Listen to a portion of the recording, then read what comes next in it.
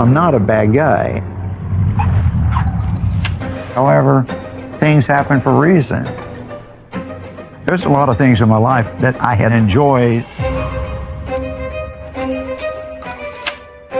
I'm a custom tailor, I'm a custom designer, and I dress some very important people. I never considered myself a drug dealer. My business is very good, supporting me in a lifestyle that I never dreamed of. AJ told me that he had designed for Elvis. Wayne Newton, Joey Bishop, Tom Jones, Sally Struthers.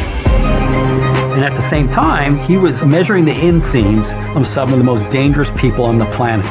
Pablo Escobar, the mafia, he's untouchable, man. There's nobody can get to him. He's got the good, the bad, and the ugly.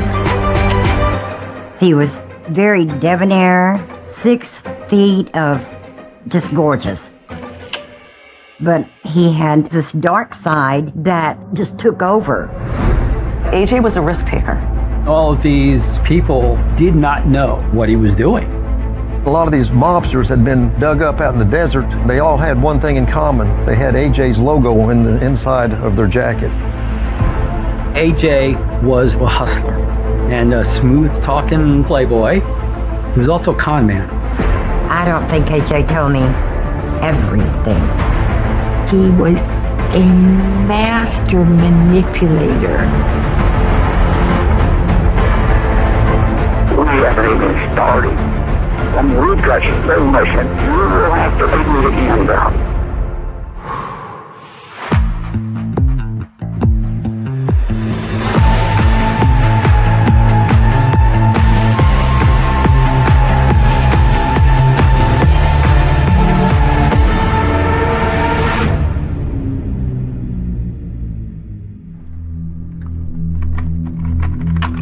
AJ had all these stories. I mean, basically, since I interviewed him near the end of his life, it almost became the proverbial deathbed confession. And not everything made sense, but some of it did. And there were certain stories that were just wild and crazy. Hi, AJ. Oh, hi, Sal. How are you? I'm doing pretty good. There's some stories that I find extremely hard to believe, that may be exaggerations, maybe self-aggrandizement, maybe out-and-out lies.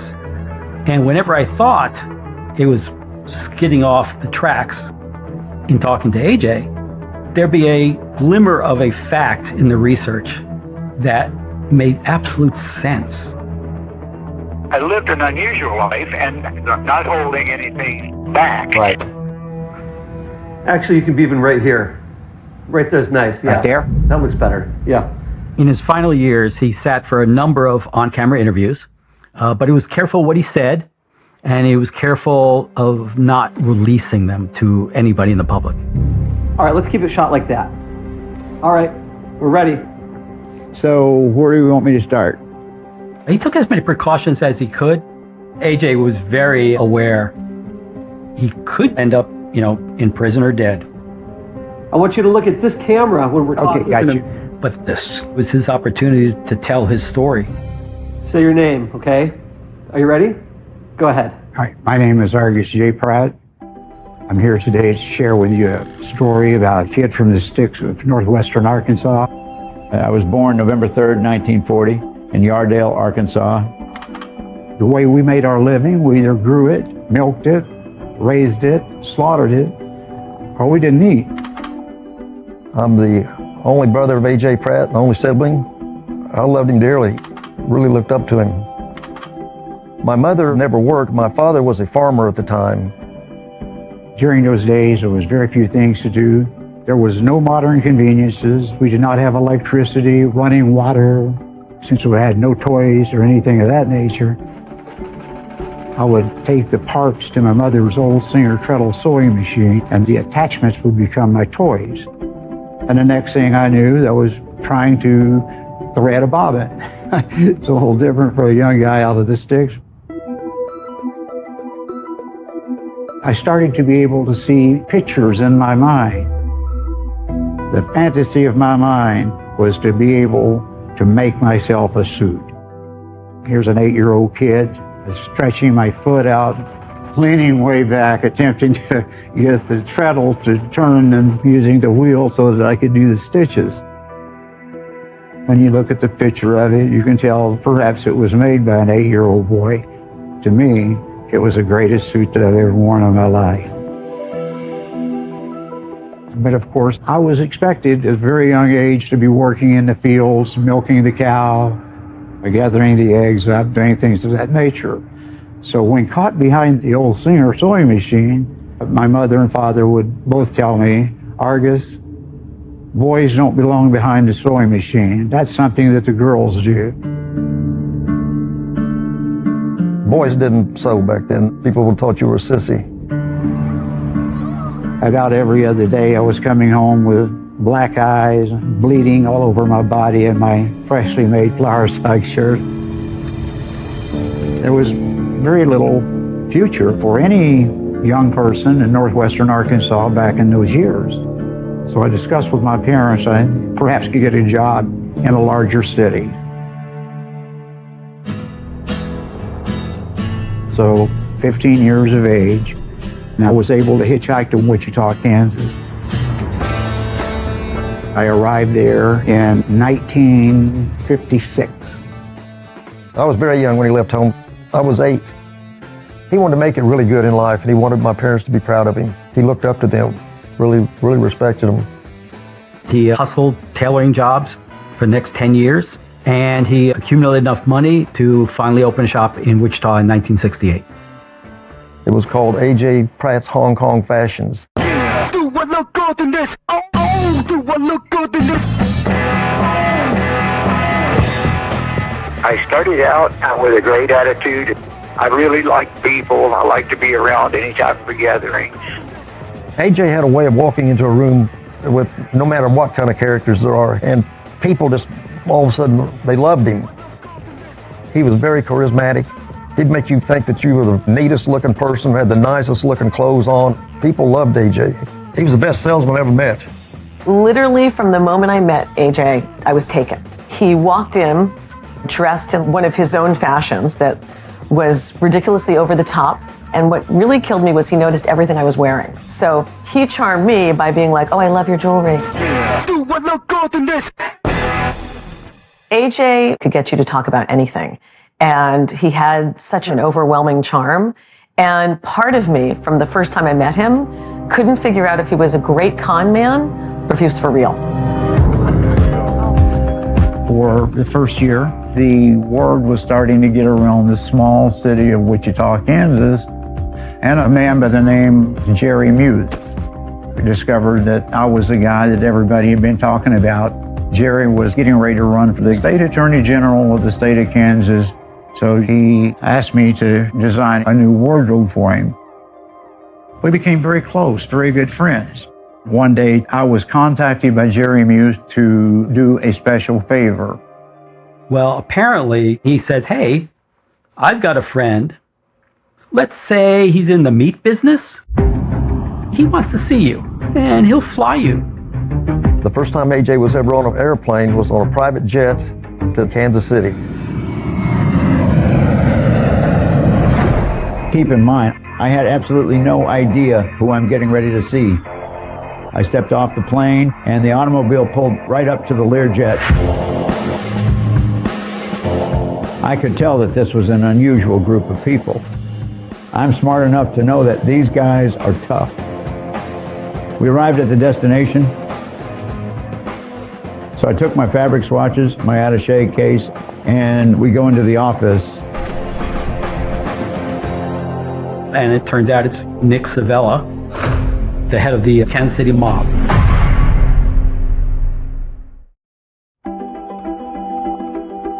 When I first met AJ, he had shared with me he was a retired fashion designer. I didn't know his past until he moved in with me. I met AJ online. I had been a widow for 22 years, and then I met this guy, and we got married December 13 of 2008. He shared with me he had been married 4 times. And then I found out later it was 7 times. Linda, Roseanne, Candace, Tammy, Susan,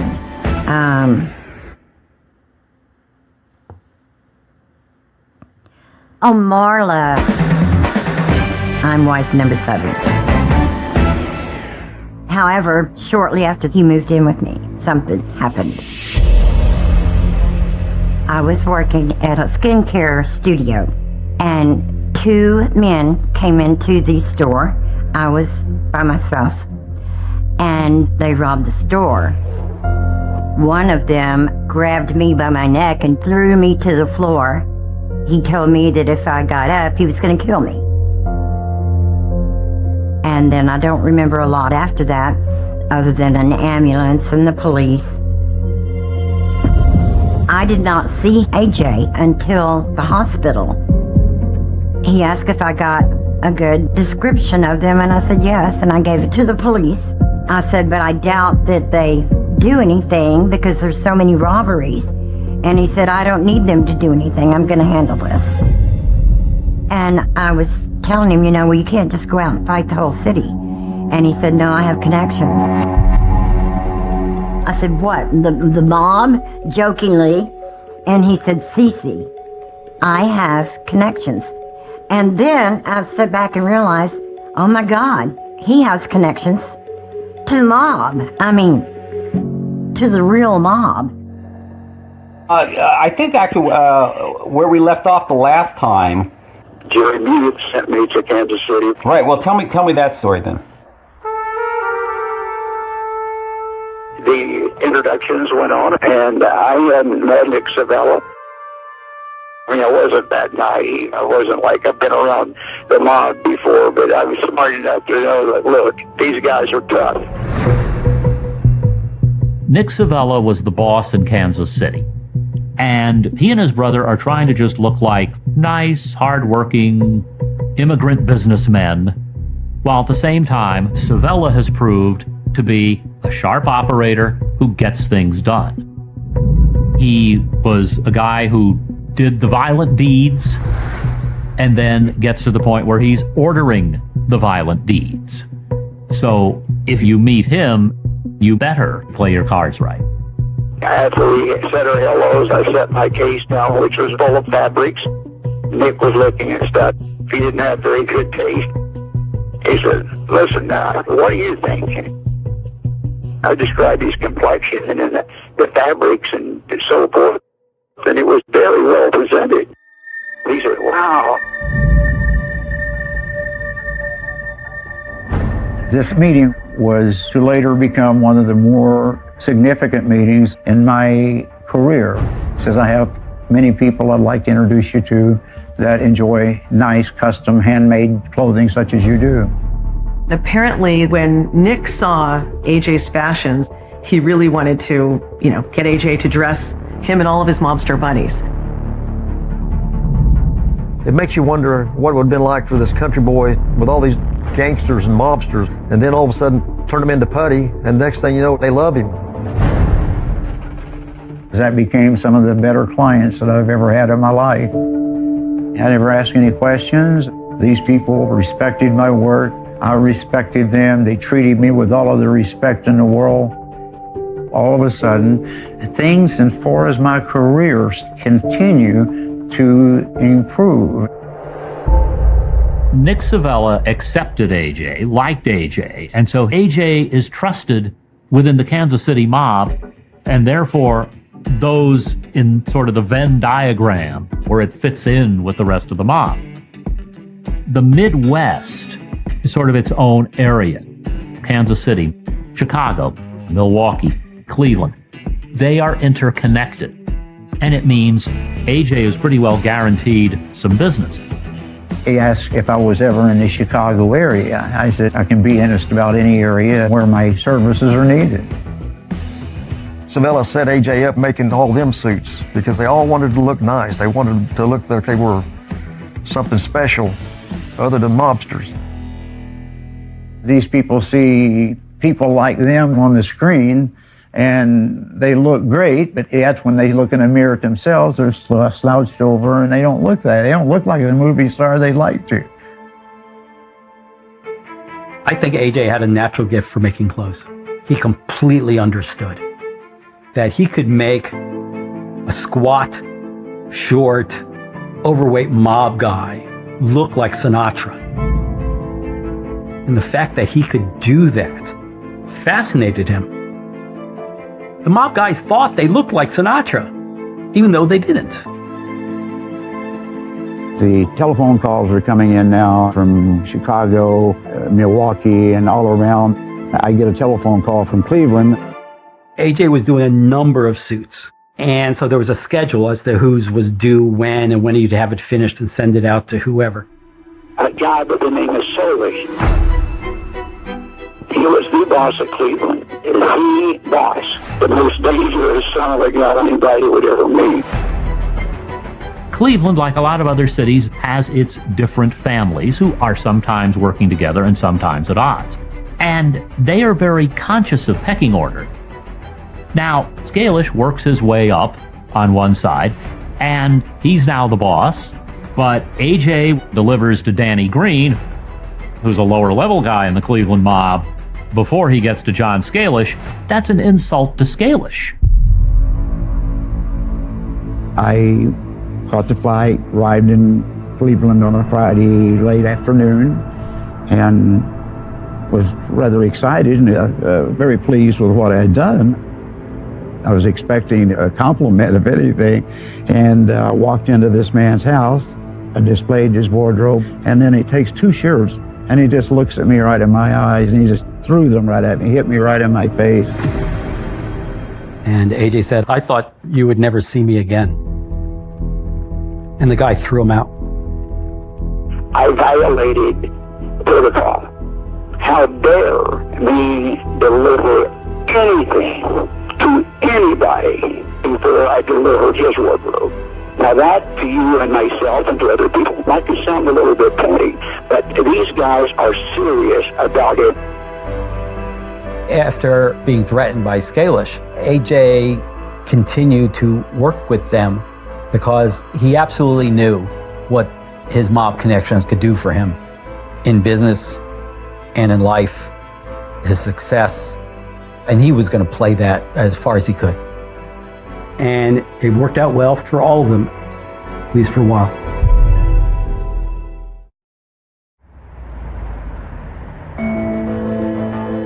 My business was booming with these people, being the mob or whatever they person make reference to me, some of the nicest, polite people. And I just was having a difficult time seeing how anybody could see these people in a bad light. So AJ's being flown all over the country by these mobsters, designing for all of them. And, you know, he's becoming very, very popular. And they want to set him up in a shop in Vegas. Nick Savella suggested AJ go to Las Vegas because they had more family out there. Vegas was controlled by the mob, and that's why it ran like a Swiss clock. Different hotels were owned by different mob families from different parts. St. Louis was in the Dunes. The Aladdin had the Detroit mob. The Tropicana is tied to Kansas City under the Savellas. And then go up and down the strip. Their scam and their count was feeding their states. Remember, if the mob's a business, Las Vegas is one of their big money makers.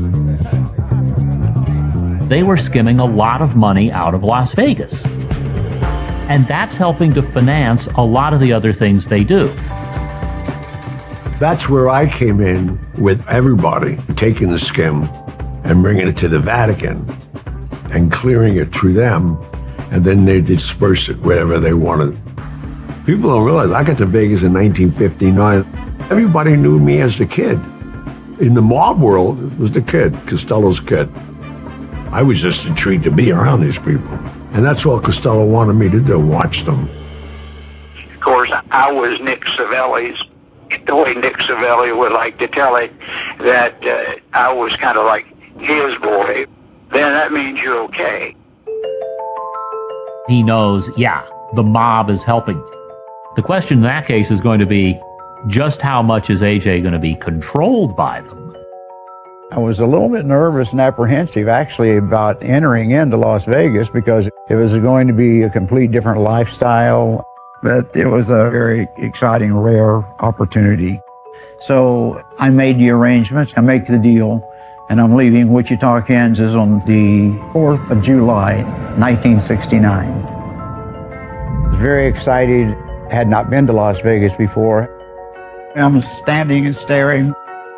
Imagination is drifting off, and I'm thinking, it's just an incredible place. It was the beginning of a new life. So it didn't take long to get it started. Some friends of mine, the Savellas, said, this guy is coming to town, da-da-da-da-da. And I said, well, let me meet him. I met him. I didn't realize how big he was.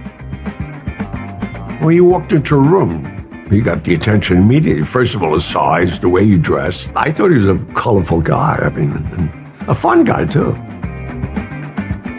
I knew a lot of people he wanted to know, and so I made the introductions. He was kind enough to take me around to introduce me to all of the bosses, the pit bosses, the table bosses. I don't think I've ever met so many bosses in my life. I met a guy named Joe Augusto. He was the entertainment director for the Tropicana. He was kind of running a scam, and Alan Dorfman, which was the president of the Central States Pension Union, and Tuffy DeLuma, which was Nick Savelli's right-hand tough guy. And in a lot of cases, the mobsters he's dealing with were known for their temper when they are supposed to be very cool, collected customers who are just doing business. I was around Lefty Rosenthal. Lefty Rosenthal was a figurehead out of Chicago. He was a numbers guy. And he started the sports books in all the casinos then. He's the guy that the movie Casino was really about. I couldn't believe that De Niro played him. And nobody wanted to be around Lefty Rosenthal anyway. Anybody smart, stay away from Lefty. Lefty was a fire cake. Did AJ do stuff for him? Yeah, but not the flashy stuff. He used to wear them stupid fedoras. He was, AJ, he had a great look. And he knew how to dress you, make you look the best you could look, which I was a clothes horse already. So we were friends. We used to go out all the time. For guys like us, we'd get up 2 or 3 o'clock in the afternoon. We'd be having lunch somewhere at 5 or 6, then take a massage and then go out. We were always having fun, just hanging out with women. And just an amazing time of life. I think AJ had an idea he was getting involved with some pretty rough characters, but he was up for the challenge, and he was making good money, and he was really moving up. One day, I was walking into Circus, and as I was walking by the gift shop, I saw one of the pit bosses from Caesar's Palace. He says, hey, AJ, I want to introduce you to somebody. He says, Tony, this is AJ, and AJ, I'd like to meet Tony. Tony's new, he just purchased the gift shop. Tony Spilatro came from the streets of Chicago, and the belief is that when he was in Chicago, he was killing people. And he allegedly put a guy's head in a vise. That gets you a reputation. I never liked him. Tony Spilatro was a street mobster. They sent him to Vegas to take control of things.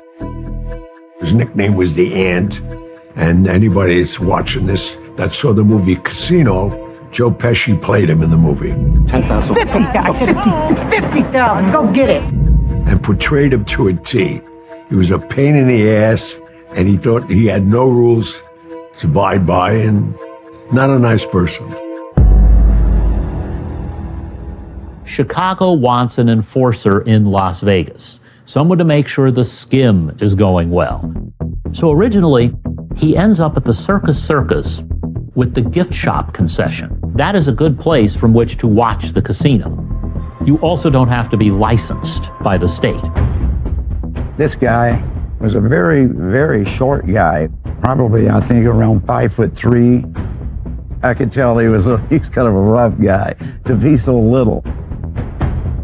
I could tell he was definitely from the Chicago area from the way he talked, but it seemed pleasant enough to me. And he said, AJ, I want to talk to you about doing some business. He says, I know who you are. I think you do some work for a friend of mine, Lefty Rosenthal. I'd like to take a look at some of your stuff. And because of his size, I could easily see how I like to really exercise the type of cutting that I do. Spilotro was built a certain way.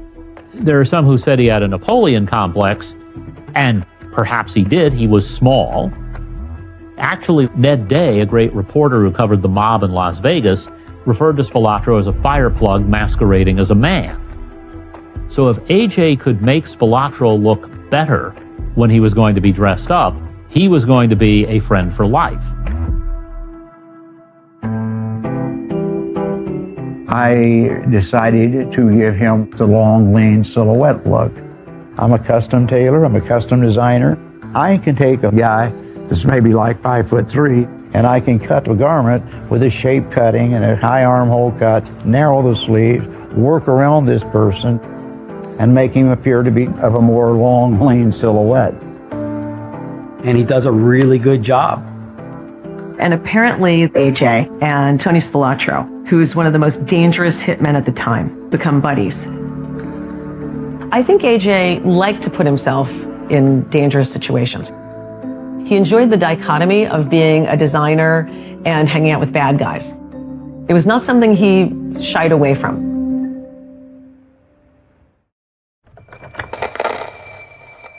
For me to be able to have that type of immediate connections with the people that are connected, and this is people that are connected with everybody that lives in Las Vegas, and God only knows how many players.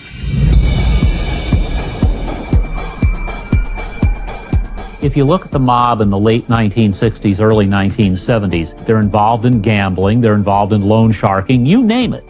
And there's the entertainment side of it, because the mob is very involved in entertainment. You go back to, say, the Rat Pack at the Sands. You know, it's interesting because I had this conversation with Sinatra, with Sammy Davis Jr., with Dean Martin. They were all connected to somebody. Dean Martin fought under Kid Crockett as a boxer. And then at night he was a car dealer. And the mob liked him.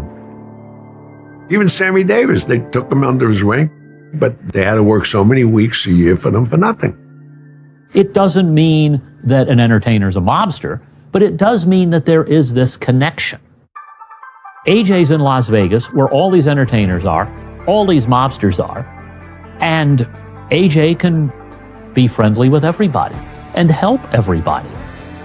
Now I'm being contacted by the headliners from Tom Jones, Julia Prowse, Wayne Newton, Bobby Goldsboro, you name it. But AJ liked the fact that I was so close to Sinatra and the Rat Pack.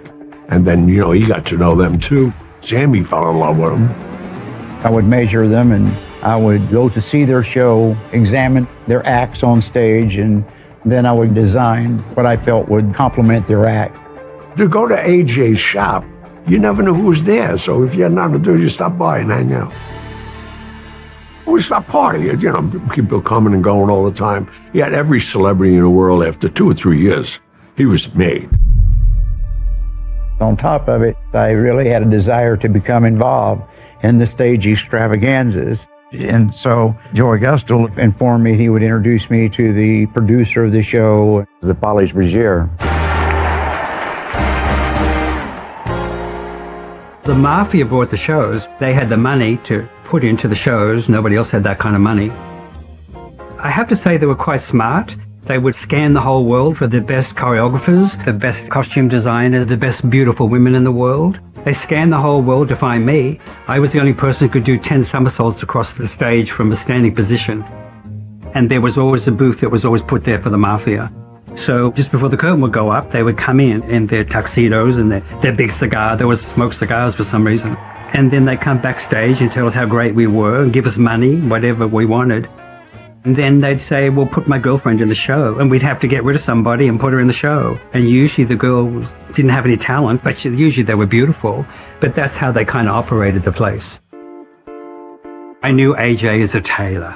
I remember him being backstage and helping measuring the costumes for us and for the women. The showgirls were dressed in the plumes and the G-strings and wonderful rhinestones and studs and diamonds. It was like I had just died and gone to heaven. Here I am, a kid from northwestern Arkansas. It was amazing.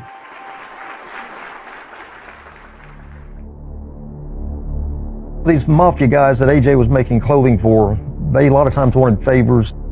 And did he have stories to tell? Oh, he told me stories, yes. AJ told me that one time Nick Savella called AJ and told him that there was a couple of friends that were coming to Las Vegas and he wanted him to take them out and show them a good time. He told me Ann Margaret was playing a show, and AJ and a girlfriend, and then, these two guys went out to the show. The girl at one point went to the bathroom, and AJ went to the bathroom as well. And when they came back, they just continued, to enjoy the show and have drinks. But something was wrong.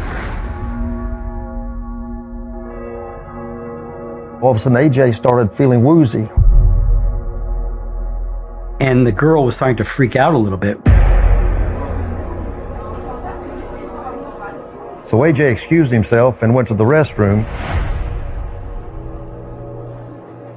While he was back there, he called his good friend Bob Lorian, the general manager of Tropicana, and told him he thought he'd been drugged.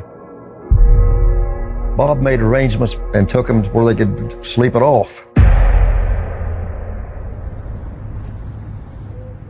When AJ woke up the next morning, he seemed to be physically okay. His date seemed to be fine. And he was just going to let it slide. He's going to let it slide because he didn't know how close these guys were to Savella himself. And if he stepped over the line and accused them of something, and it's someone very close to Savella, that could have been real trouble. But when he returned home, the police were at his door. They wanted to know where he'd been and what he'd been doing.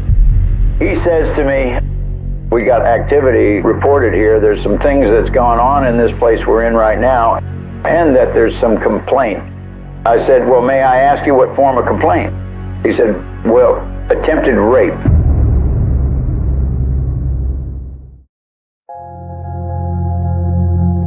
I mean, I don't know anybody who's had 5 cops in their house like that. The police show up at AJ's saying, hey, you are part of an attempted rape. This is serious stuff. I told him to his face, stuff like that does not happen in my house. They just don't happen. You have a mistake. He said, no. He says, there's no mistake. He said, you have company. You have a couple of guys from Kansas. Once he said that, I thought to myself, oh my God. I said, you mind if I look in that dish over there? He said, sure. I went and checked for my keys. My house key is missing. Then it all clicked in his brain what had happened. I said, got the key off of my key ring. It's obvious they got a cab, came back to my place, and got the party on with drugs. Those two guys had invited some showgirls there, drugged them, and attempted to rape them. He said, you got caught in the middle of something, and that's bad. He says, here's what I want you to do. I want you to have these guys call me, because this is something very serious and it's going to be dealt with. So AJ calls up Tuffy DeLuna.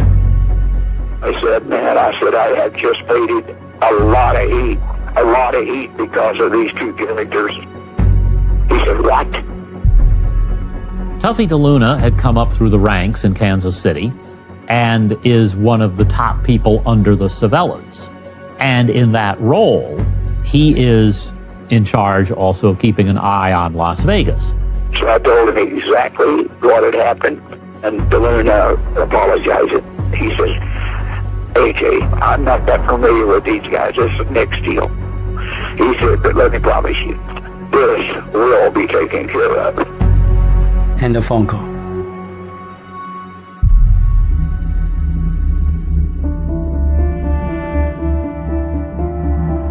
Several months later, my brother sent me an article out of the Wichita Eagle. There was a accident supposedly a car accident. One of these guys was run over on Highway 54 out by the airport in Wichita. Evidently, he pulled over to the side, and he'd been hit by a car off the highway into a field, and he was dead. I don't know the other guy. I've never seen or heard of him since, and that's the extent of what my knowledge is as to what happened to those guys. Could have just been bad luck, but maybe not. I think in any family there are rules. This is true with the mob and organized crime. And there are blood oaths that some people take. In some cases, you have to be a made man. There are others where you are accepted because you have earned your spurs, you've proved your loyalty or your usefulness. So I had a lot of respect in that area because of my fashion business, especially with the Savellas and all of the mob bosses. I couldn't walk anywhere in Las Vegas, and I couldn't pay for a meal. I couldn't pay for a drink. As we said earlier, they controlled Vegas. And that's why it ran smooth, and there was no problems with anybody, and nobody got out of line, especially mob guys down there. You got out of line, you'd be called in right away. You don't do that there. It was like off limits. It's amazing how the older guys, like the Savellas, they liked the idea to have a guy who they thought, I was going to say, kept his nose clean. And AJ, capitalized on them. They loved it. They got what they wanted. He got what he wanted. But I said, there's something going on with this guy. Did AJ seem different? He carried himself differently. I didn't know what he was doing. I'm glad I didn't know it.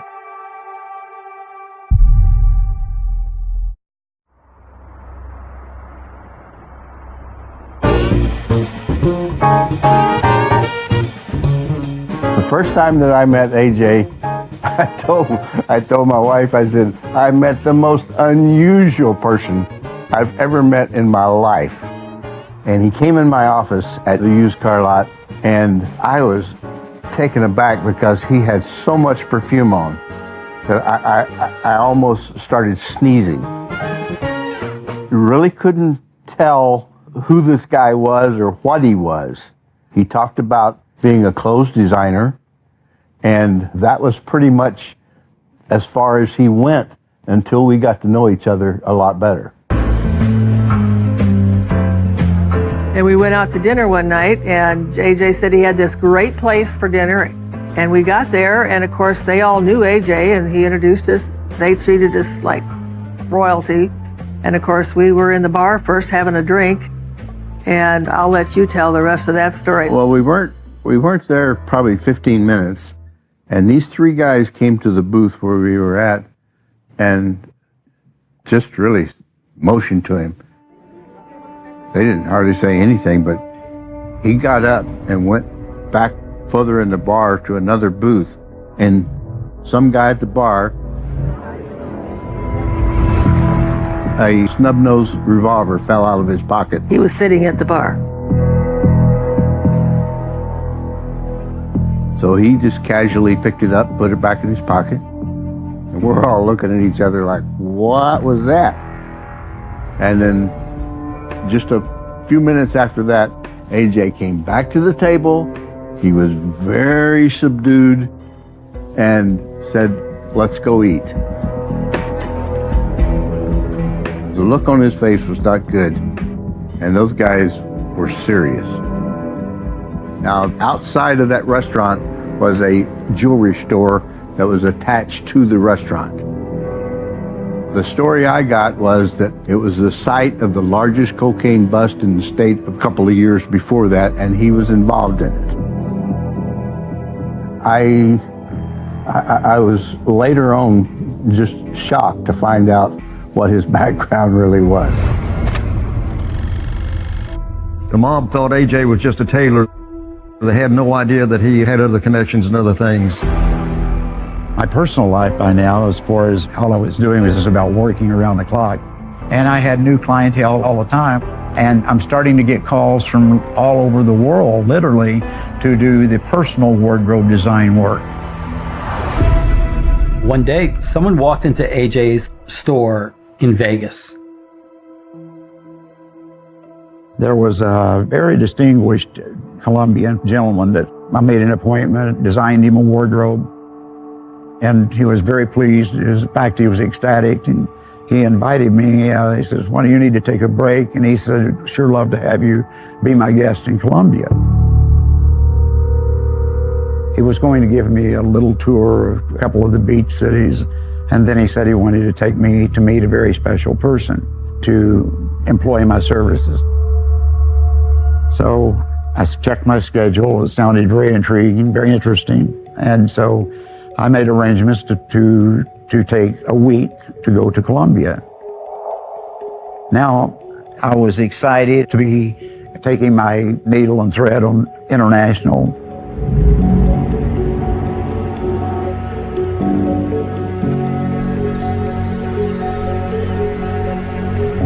He told me he was taking me to a ranch.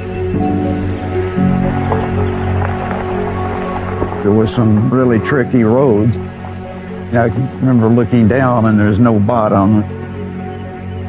And the driver was drinking a bottle of tequila and he was doing cocaine. When we did arrive at where we were going, it was a very unusual way that it was set up. It was a very large place. And I did see a lot of people wandering around busy. And we get out, there was two guys there at the door. And I thought, wow. I'd asked Roberto, I said, "How important is he, the president of Colombia?" He said, "Oh, much more." I was standing in front of, to be my new client, Pablo Escobar. I'm just going to let you know right now, we haven't even started. Somebody can say.